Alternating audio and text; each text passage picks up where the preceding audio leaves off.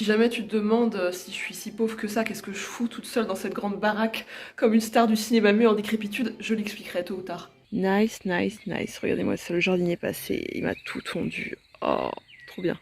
C'est ultra agréable pour moi de voir ça parce qu'il y a eu un moment là où c'était tellement la dèche niveau thune à tous les niveaux que je tondais moi-même un jardin de 1200 mètres carrés avec une tondeuse à main achetée pour mon jardin de 40 mètres carrés quand j'étais en banlieue parisienne. C'était horrible, ça me prenait 3h30, j'étais en pleurs à la fin. Donc là, franchement, il est trop sympa, il vient pour 1 heure de travail pour 40 euros et c'est clean quoi.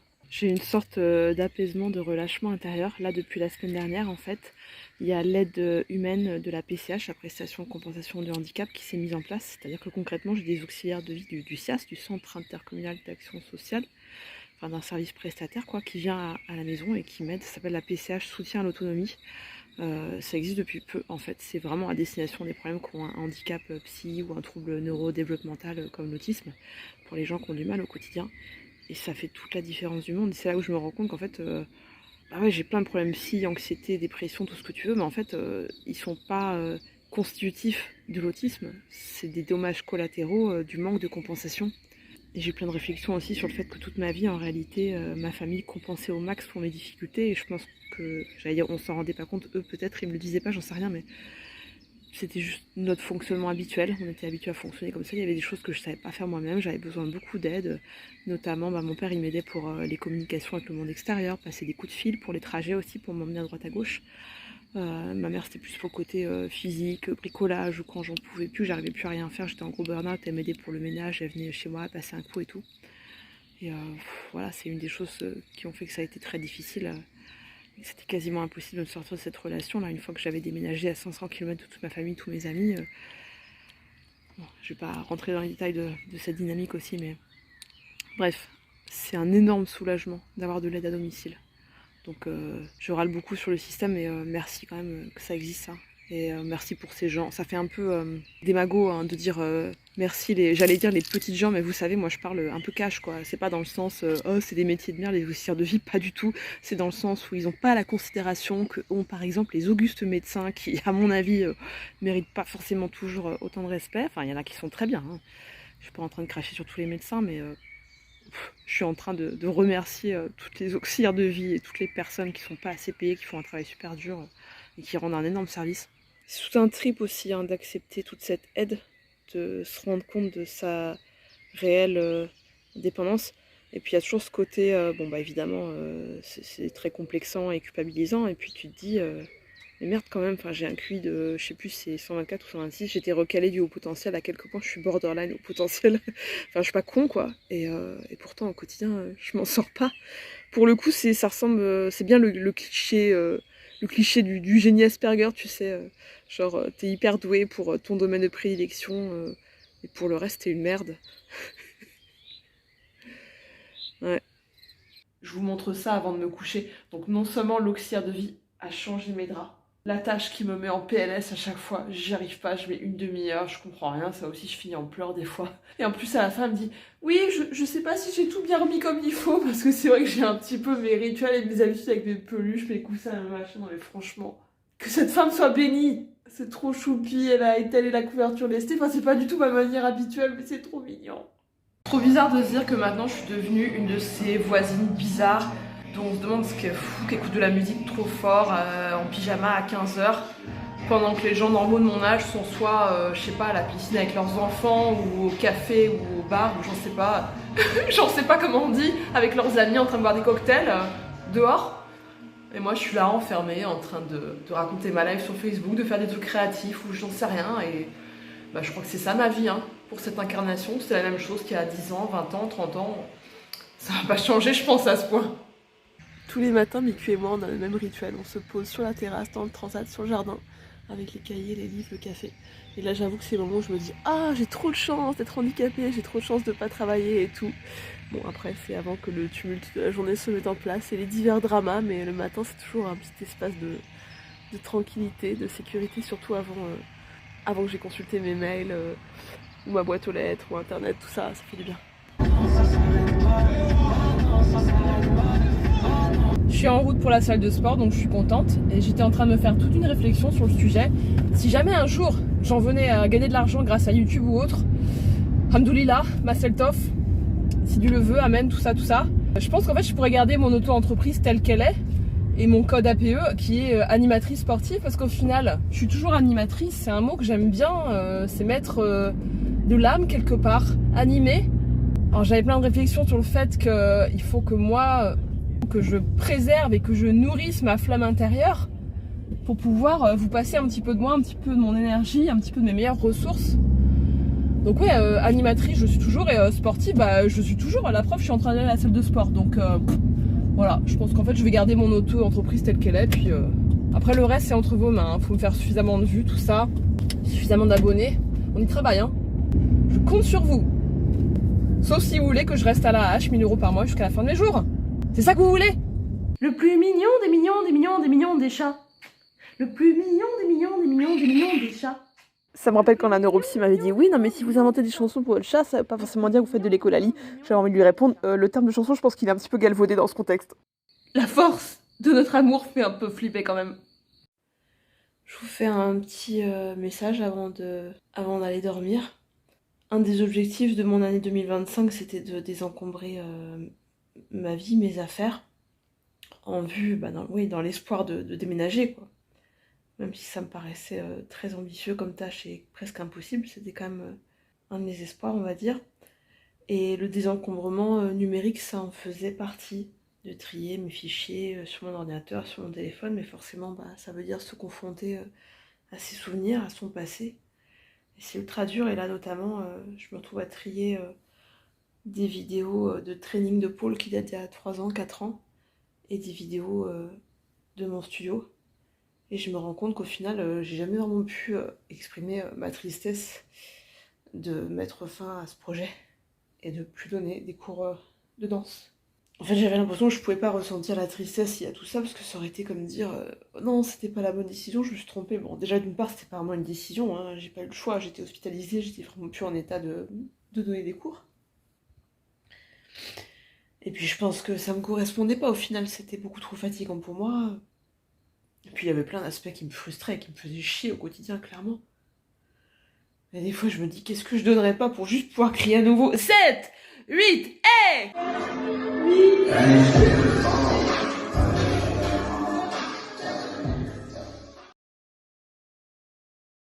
Aujourd'hui, je ne vois personne, je ne sors pas. Enfin si, j'ai vu quelqu'un ce matin, j'ai vu le monsieur gentil du CIAS qui m'a aidé à réhabiliter ma terrasse, c'est trop bien. Mais là je sais que je sors plus de chez moi, je peux rester sur mon canapé toute la journée si je veux. En plus c'est mon rest day, je fais pas de sport a priori aujourd'hui. On n'est pas bien là. Je vais encore pleurer, je suis désolée, enfin je vais essayer de pas pleurer parce que c'est pas très beau passer un certain âge, c'est mignon et attendrissant chez une femme jeune, mais passer 40 ans ça le fait pas. Depuis que j'ai emménagé ici, il y avait ça qui était posé sur ce meuble de cuisine, comme ça, depuis genre plus d'1 an. C'est du romarin en fait, de l'ancienne maison où on habitait. Et c'était un très beau romarin qu'on avait planté, je crois. Et quand je suis partie en catastrophe, je me disais, je peux pas laisser tout ce romarin comme ça. Il y avait un... Je vais pas rentrer dans les détails. Et du coup, je m'en sers à chaque fois que je fais un bouillon de poulet, j'adore ça, ou autre. Sauf qu'en réalité, c'est un vieux truc de romarin qui sans doute accumule la poussière depuis plus d'1 an. Et quand tu arrives dans ma cuisine, tu vois ça et ça fait dégueulasse. Alors que globalement, la cuisine, elle est quand même propre et bien rangée. Et donc là, j'ai décidé de le jeter. Et du coup, ça me fait pleurer. Parce que j'ai perdu tellement de choses dans cette putain de maison que de devoir jeter quelque chose qui vient de là-bas, ça me fait mal au cul. Mais il faut le faire. Je pense que c'est sain. Allez, insérer marche funèbre.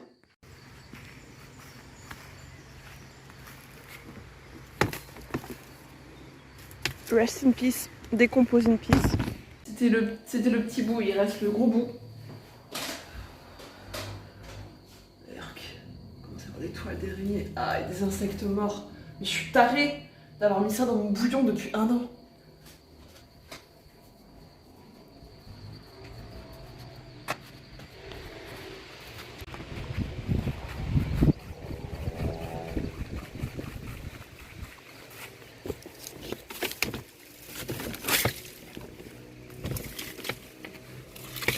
Au prix. Ah punaise, ça fait du bien. Je déteste ce truc aussi, il faut que je l'enlève, punaise. Franchement, je souhaite de tout mon cœur que ce que je dis ne va pas être mal pris par les personnes susceptibles de voir cette vidéo qui auraient vécu des abus horribles pendant l'enfance, ce qui n'est pas mon cas. Mais j'ai envie de dire d'une manière un peu ironique et horrible que c'est jamais trop tard si tu n'as pas vécu ça. Si tu veux savoir ce que c'est, bah tu fais l'expérience dans ta vie adulte d'une relation telle que celle dont je sors en fait, où tu te retrouves dans la position d'un petit enfant impuissant et terrifié, soumis, traumatisé, qui quoi qu'il fasse fait jamais assez bien, et qui n'arrive même pas à s'autoriser à penser que la personne qui s'occupe de lui si gentiment n'est pas très gentille en fait. Et c'est tellement dur de renoncer aux bons souvenirs et d'accepter l'idée que ouais, c'était vraiment de la merde en fait. Ouais, vraiment comme un enfant, tu sais, qui s'accrocherait à un cadeau que lui a fait un jour son parent maltraitant 99% du temps. Mais on est des warriors, on regarde la réalité en face. Un mi-cuit. Big warrior energy, le chat. Maintenant, tu comprends pourquoi j'ai une frange. On est genre 50 sur la chaîne maintenant. Ça a genre doublé en 3 semaines, what the fuck. Moi, je vous rappelle, je suis autiste, j'ai peur de la foule. Je sens que je suis sauvée. Je sens que je vais m'en sortir. Je peux pas vous l'expliquer, mais je le sais. Enfin, je le sens. Je sens un jaillissement de vie et de créativité en moi. Tu sais, c'est vraiment comme une plante que tu aurais laissée à l'abandon dans un pot dehors. Tu l'aurais pas arrosée, elle aurait pris trop de soleil. Elle serait infestée de mauvaises herbes depuis des années. Et puis, tu la transplantes, tu la mets dans un nouveau pot. Tu t'en occupes. Et là, tu vois qu'elle se remet à faire des petites feuilles. Et tu sais que la vie est là, même si elle est moche pour l'instant, même si c'est juste une petite feuille. Elle a le potentiel pour renaître. Je suis pas allée chercher très loin ma métaphore parce que j'en ai pas mal des pots comme ça dans mon jardin, à l'abandon, depuis des mois, voire des années. Et ça fait partie de mes projets pour les prochaines semaines de les réhabiliter. Mais c'est une blague! Désolée pour le bruit de steak qui hérissole, je vais parler fort. Si je te dis que la raison pour laquelle je n'ai plus internet depuis 15 jours, c'est que les guêpes, les fucking guêpes, ont bouffé mes câbles de téléphone, tu y crois? Ou tu te dis que c'est une vaste blague? Une conspiration de l'univers pour m'expliquer que non, vivre à la campagne tout seul dans une maison isolée, ce n'était pas une bonne idée. Mais je rêve! Là genre, là, où est-ce que je vais pouvoir faire un nid? Dans ta maison! Tu te casses, sale pute! J'en sors là de quelqu'un qui vit chez moi pendant 4 ans, sans payer le loyer, qui profite de tout. Donc toi tu te casses! Tu te casses! Je te hais! Je te hais la nature! Alors là, j'avais enregistré tout un discours sur ma relation à la pole dance, mais après la réflexion, j'ai estimé que c'était chiant et qu'a priori ça intéressait pas la plupart des gens qui regardent cette vidéo. Mais j'ai quand même gardé l'extrait parce que je trouve que j'ai une bonne tête et ça me dégoûtait un petit peu de le virer. Un des trucs qui est chiant quand tu prends de l'âge et que t'étais pas mal quand t'étais jeune, c'est que souvent t'as encore un peu des réflexes de bonasse. Genre, il y a tous les aspects cool, genre tu te fais plus emmerder dans la rue et tout. Genre des fois j'ai encore peur et tout, et puis après je suis là, ah non c'est bon, je suis invisible maintenant. Mais il y a des fois où je sais pas, j'ai trop la confiance et après je me vois genre en photo, en vidéo, je suis là genre ah non, je suis une vieille meuf en fait, j'avais oublié. Genre dans les magasins, faut pas que je traîne trop parce que je vais à la salle de sport là. Dans les magasins, genre tu veux charmer quelqu'un et t'arrives avec ton grand sourire charmeur, tu sais, en mode séductrice, sauf que t'oublies que maintenant t'as les dents de travers, que t'as une tête chelou et que ton grand sourire charmeur, d'il y a 10 ou 20 ans, ça marche plus. Je suis vraiment habillée et maquillée tout le temps pareil depuis des années comme un Sims. Je ressens du soulagement, 80%, mais il y a aussi à 20% l'appréhension de quitter, c'est pas tellement cette maison, mais de plus vivre dans une maison, de plus avoir d'espace, de plus avoir de jardin, tout ça, et de vivre à nouveau dans un studio, comme la majeure partie de ma vie. Je vous ai pas expliqué les détails, je le garde un peu pour moi pour l'instant, mais j'en dirai sans doute plus dans les mois qui viennent. Mais c'est sain, c'est la réalité de ma situation, je n'ai pas les moyens de me payer cette maison. J'ai pu l'avoir en location parce que j'avais les revenus de mon studio et le revenu de mon poste salarié, j'ai plus ni l'un ni l'autre. Donc ça tient un fil depuis des mois, mais de toute façon, c'est pas ma réalité financière, je peux pas vivre ici. Donc c'est déjà hyper cool que j'ai cette possibilité-là, sur laquelle je vous en dirai plus bientôt. Mais ouais, ça me fait bizarre de me dire j'aurais plus mes petits conforts, ma baignoire, mon grand frigo, ma super terrasse, tout ça. Mais ça va le faire. Le nouveau ChatGPT, j'en peux plus. C'est bon, je l'ai déjà eu de me faire mettre sur un piédestal de manière bidon, me faire gaslighter. Ta gueule! Arrête! Moi, parfois, j'ai vraiment l'impression que Dieu met des petits signes, des petites pépites, des petits nudges sur mon chemin pour me dire ouais, continue comme ça, c'est bien, des petites récompenses. Et c'est vraiment ce que j'ai ressenti quand j'ai vu que Lidl fait maintenant des yaourts grecs bio. Avocado ghetto, avocado ghetto, avocado ghetto, avocado ghetto. Un des trucs que je kiffe avec YouTube et qui font que c'est de loin mon réseau social préféré, c'est le fait que le contenu ne périme pas au bout de 3 jours. Pour moi, c'est vraiment un des aspects les plus insupportables d'Internet et des réseaux sociaux. Et là, je kiffe le fait que tu peux encore regarder une vidéo qui a été poussée il y a 20 ans, c'est super vieux YouTube. Et moi, j'ai passé des années à remplir mon contenu Instagram avec de la pole dance, c'est ce que je faisais. Hein. Et en parallèle, je postais aussi des petites stories sur mon compte Insta, rigolotes, des petits sketchs, des petits scénarios, qui étaient un peu une sorte de forme protozoaire de ce que je fais là, très protozoaire. Et là, je me dis, je peux vous transmettre des choses, et c'est pas obsolète au bout d'une semaine, c'est merveilleux. Bon, c'est cool, j'étais chez le coiffeur me faire couper la frange parce que là, c'était plus la petite sirène, c'était tu sais, le bobtail dans la petite sirène. Franchement, ma première sponsor, mais Lidl, obligé, appelez-moi, je suis chaud patate. C'est vraiment ultra génial pour moi, ce projet de vidéo YouTube, parce que ça me demande un investissement relativement minimal, on va dire, en énergie. Parce qu'en fait, il n'y a pas tellement de préparation, enfin, il n'y en a quasiment pas, en fait. Il y a des moments où, je sais pas, il se passe un truc dans ma life, je me dis, ah tiens, ça serait marrant, j'ai envie de le partager. Pardon. Après, le travail, bah, c'est le montage. J'essaie de me faire chier à faire un truc correct. Mais je peux le faire, je le fais sur mon téléphone avec ma vieille appli gratuite avec laquelle je faisais mes montages de pôle. Donc je peux le faire par-ci par-là quand j'ai un moment. Et après il y a tout le côté écrire les descriptions, faire la miniature et tout, mais ça va, je le fais relativement rapidement quoi. J'y mets pas des heures, hein. Ça serait mieux d'ailleurs si j'y mettais des heures et des heures, mais je vous l'ai dit, c'est DIY, c'est chum, je fais avec les moyens du bord. Mais franchement, j'ai trouvé un truc qui est bien pour moi, je crois. On a fait un appel en visio avec les Duxp là tout à l'heure. À la fois ça m'a boosté, rasséréné parce qu'elle me motive et surtout elle m'aide à m'organiser pour le déménagement. Et à la fois je suis atomise de penser à tout ce qu'il y a à faire, ça me paraît tellement difficile. Enfin là j'ai de l'aide, seule j'y arriverai pas c'est sûr. Mais ma batterie elle est déjà à 30% en fait. Je suis sortie tout à l'heure pour aller me faire couper la frange, j'ai fait cet appel pendant 1 heure. Puis j'ai fait les trucs du quotidien, me faire à manger, tout ça. Et là, je suis déjà fatiguée en fait, alors qu'il y a 1 milliard de trucs à faire. Il y a le roulement de base de la vie, le ménage, l'administration, j'en sais rien, plein de trucs qui s'ajoutent au fur et à mesure, plus déménager, changer de vie entièrement. Déjà de base, quand t'es autiste, les fonctions exécutives, c'est-à-dire, on va dire, en gros, le système d'exploitation du cerveau, il marche bizarre, moins bien, enfin mieux pour certaines choses. Ça serait trop long à expliquer, là, je vais pas développer maintenant. Mais quand tu rajoutes à ça le burn-out et le stress post-traumatique, c'est un merdier. Je sais pas comment vous l'expliquer, je sais pas comment l'expliquer mieux qu'en vous montrant ma vie au jour le jour. Si vous saviez le temps que j'ai perdu quand j'étais jeune à être obsédée par les produits de beauté, à penser qu'il fallait que je trouve la bonne crème pour avoir une belle peau en continuant à faire des trucs débiles, genre ne pas laver mes pinceaux de maquillage. Enfin, c'est du bon sens en fait. Perso, avec mes 30 ans de recul, c'est... Oui, il y a des crèmes qui sont mieux que d'autres, on va dire, faut éviter celles qui te filent des boutons. Mais ce qui va faire que tu vas avoir une belle peau, ça va être la santé, ça va être le fait de bien dormir, de boire, de bonne humeur, de rigoler, de faire du sport, enfin bon. Et cette approche permet de faire beaucoup d'économies en plus. Le café, se lever pour le café.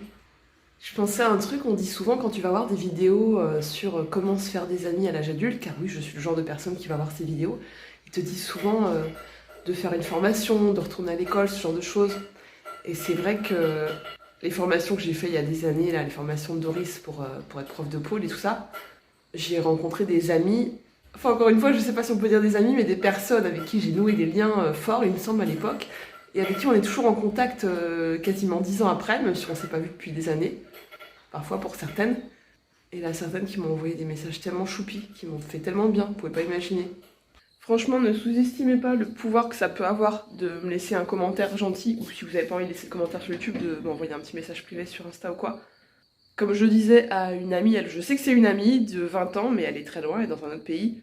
Moi, en ce moment, je vois personne, j'ai zéro vie sociale, j'ai zéro ami là où je suis. Je vois que les gens qui sont payés pour m'aider. Et je pense vraiment que si je fais cette chaîne, c'est en partie parce qu'en ce moment, je suis pas capable d'avoir des relations autres que parasociales. Donc n'hésitez pas, vraiment.